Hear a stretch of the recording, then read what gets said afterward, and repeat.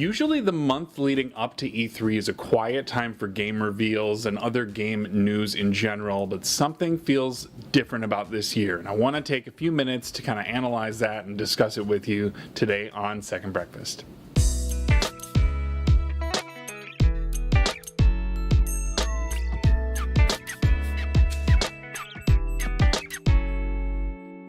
Hello there, I'm Musty Hobbit. There's nothing that a Hobbit loves more than another helping of Second Breakfast. So welcome back, and we are talking about the beginning of what will be a few weeks of E3 coverage out of this channel. And if that is something that you are interested in, I promise you it will be a good time.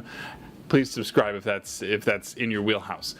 What I want to specifically talk about today is some of the changes in approach that we're seeing from some of the big publishers over the last week or two that are a little bit alarming, and I want to sort of talk about why I think some of these things are happening or what concerns I have going forward for them. Specifically, I want to talk about Activision and EA, specifically the Battlefield and Call of Duty franchises, and I want to talk about Sony and their overly transparent way of kind of addressing E3 for this year. We'll get to that in a second. To start, for those of you who aren't aware, there are planned big reveals for the two big annualized shooter franchises, Call of Duty and Battlefield. I want to say Battlefront. That came out last year. Battlefield. Earlier, I think yesterday, if not today, Battlefield announced that they were going to be doing a full reveal next week, in the week of the 22nd. They were going to be showing off what they've got and all of that. Now, this is normally something that EA would have toward the back half of their presentation. It would be a lot of fanfare, and they would normally kind of set this as their major tentpole. I'm shocked that they're deciding to announce and reveal all of this 2.5 weeks ahead of that show. That just doesn't, it seems out of character. It seems a little bit strange. I'll get back to why I think they are doing that in a second. But then I believe that there's a reactionary movement that happened with Activision and Call of Duty with regards to Black Ops 4, which they are announcing, I believe as of the time of this video releasing, is today, that they are doing a full reveal of that today. And I feel like their move is simply to get their news out there first. Get people talking about their campaign before Battlefield 5 or Battlefield V or whatever you want to call it is out. So I feel like that move by Call of Duty was we have a window, we need to get this game out and revealed within this window. We have plenty of other stuff. Activision themselves doesn't have a big show, and they will probably show up on one, if not more, press conferences, but they may not have the stage time that is needed, and they may not want to dedicate it to much of anything else. So let's just get the news out now in both cases. Now, in the case of EA and Battlefield, I feel like EA has some pretty big games that are slated for this year. The biggest being Anthem, and I think that they really Anthem needs to own this show. If it's going to be successful, they really need to devote as much time as they can to that, and I feel like getting Battlefield out of the way opens up some more time for EA to talk about Anthem. And I hope that they do, because that game, I really need that game to be successful. I really want to see that game succeed. The other thing with EA is that they haven't moved any of their other franchises yet. There's no other announcements that they have made as of this point, and there's plenty of other annualized games that they would normally bring up during their show. So of all the games to pick to move, why Battlefield is an interesting thought. Couldn't they have announced their Madden, which we know is coming? Couldn't they have announced their FIFA, which we know is coming? And that they may just not need to devote as much time to those in the show, so maybe this was the one that was the biggest chunk of time that they could offload. Maybe it'll come down to seeing what that presentation is and how big that reveal is to know what they were freeing up. If they decide to do 30 minutes of announcing Battlefield and showing off multiplayer and showing off a whole lot, then it makes more sense to not have to do that during during the press conference. I feel like press conferences, at least the ones nowadays, are probably going to be a little bit tighter focused and have less of those big gameplay multiplayer demos, just because I don't think a lot of people have the attention span for those anymore. I think people really want to get to the meat of what they are seeing. Which brings me to Sony. Sony, in previous years, has been very mum on what they're doing. I even made sure to look back last year. There was very little fanfare made about when their press conference was. There were invites that were sent out, but there was no commentary on what they were showing.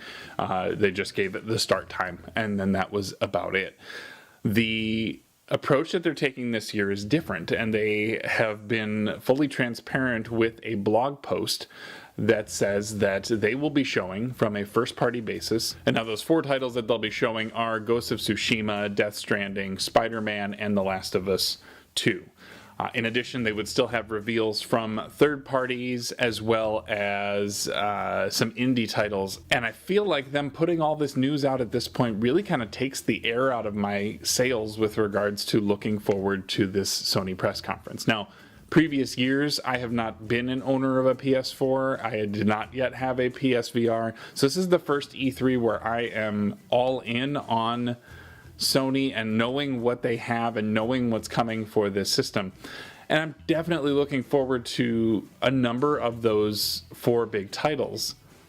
But the thing that's surprising to me is that they don't have a first party.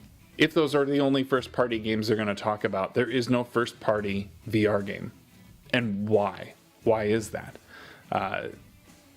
It seems strange to me that they're trying to push that hardware, and really, if they're not going to make another console leap, then they should be pushing that hardware. Why not have a first-party game? Now they very may well have some surprises up their sleeves, and I definitely hope that they do, because if all they do is spend 10 minutes talking about each of those 4 games and then leave the rest of their press conference to third-party releases or even additional stage time for Call of Duty or Battlefield, I feel like I'm going to be disappointed. So I really hope that there's something more to that. However, I want to bring up a recent example of when Sony kept true to their word, and that was at PSX. And to those of you familiar with that showing, they were very upfront with it, saying that they were, it was not necessarily going to be another E3, that they were going to be doing some one-on-one kind of discussions with the developers and that sort of thing. And that's exactly what they did. There were very few game announcements. But I think a lot of people went into that going, you're pulling our leg. This is totally going to be another E3, and we're going to see all this cool stuff, and we're going to see the trailers for, more trailers for The Last of Us 2. Granted, I believe they talked to developers for those games, or they talked to God of War developers at that point, but they didn't show anything about it. They didn't give us any more gameplay or that sort of thing. Which makes me nervous about what they're saying they're going to do for E3, because if they are honest, then we're only going to see those 4 first-party games. I don't know. I'm trying not to get too ahead of myself. We are still a couple of weeks away from E3, so there is plenty of time for some additional news or some additional information to come out, or maybe they'll reveal some stuff beforehand, and maybe that will quench some of this fear that I have in the moment. It's a departure from how previous years have gone. Usually May is a dead time, and there is no announcements. Everyone is very tight-lipped, except for the little things that leak or that sort of thing, and those things do happen, and they certainly have happened this year. So over the next 3 weeks, I will be doing individual videos focusing on the big 3, Sony, Microsoft, and Nintendo, in that order, and it will be saying, what is it that this company needs to do to impress me at E3. I know a lot of people love to do prediction videos, and I enjoy watching them as well, but I feel like if you throw enough darts, you're bound to hit the target once. And I want to more talk about what I need to see to feel good as a consumer, rather than what I my hopes and dreams are. Some of those things do align, but I want to take a look at this from a realist's perspective of what is it that's going to please me out of those press conferences, and what do I want here. In addition, I wanted to mention that we will be doing live E3 recap shows after each of the press conferences. I really feel like from last year to this year, it's going to be a huge step up in quality. Fingers crossed. I think we've got some things lined up, and we've had a lot more planning, so I'm looking forward to all of that. I hope you are too, and I hope that all of this sort of shift in focus with E3 isn't to anyone's detriment. But again, please look forward to that. Now, in the comments, I'd be interested to hear what your thoughts are on this kind of shift, right?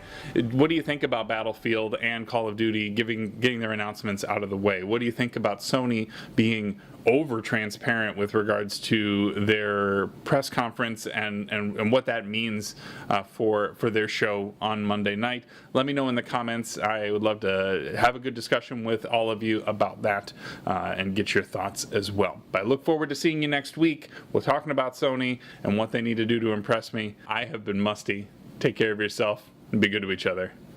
Bye.